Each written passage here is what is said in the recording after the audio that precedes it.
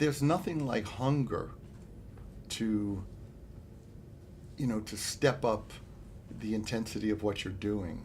When you get to be someone and get to be somebody, you fight to stay there.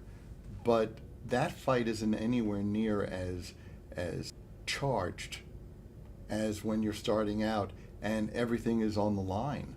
So certainly when we used to play those clubs, our lives depended on it. I mean, we believed totally in what we were doing, and it was a matter of making sure that other people saw that that was the case. It was never about a band wearing makeup, because if that were the case, there'd be a lot of other bands around today wearing makeup. What we've always done came from within, and then we dressed it up. So when you would see us back in those days, there was no getting around that we were on a crusade.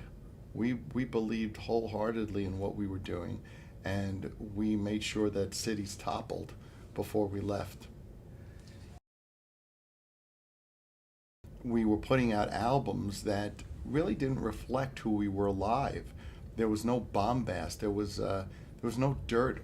It was very frustrating for us because we didn't have the ability to know how to capture what we were doing live. So it was imperative and essential for us to tour, because what people were responding to was the band live, not the albums. That's why Kiss Alive became so monumental, was because it really was a sonic souvenir of what we were doing. It was the first time that people could listen to Kiss and feel they were experiencing what they had seen at the show. So for us, playing, no matter where it was our oxygen. It was our blood. So we used to tour in a station wagon and show up at a club, go get made up, do the show, and then back into the car. So it really was, we were going door to door, and we knock on your door, and if you opened it, we put our foot in it. Anytime that I get up on stage, it has the same feeling.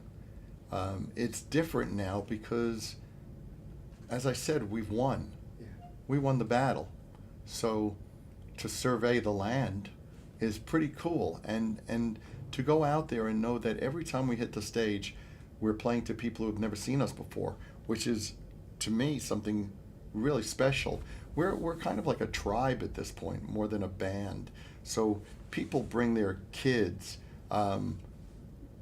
Young guys come with their older brothers. Grandparents come.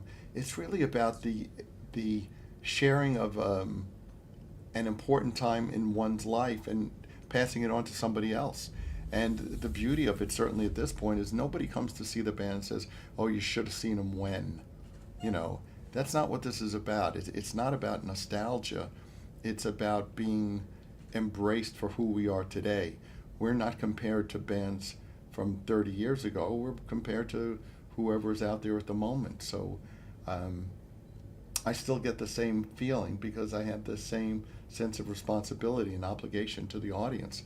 I cast a big shadow over the years, and I have to be able to live outside of that shadow.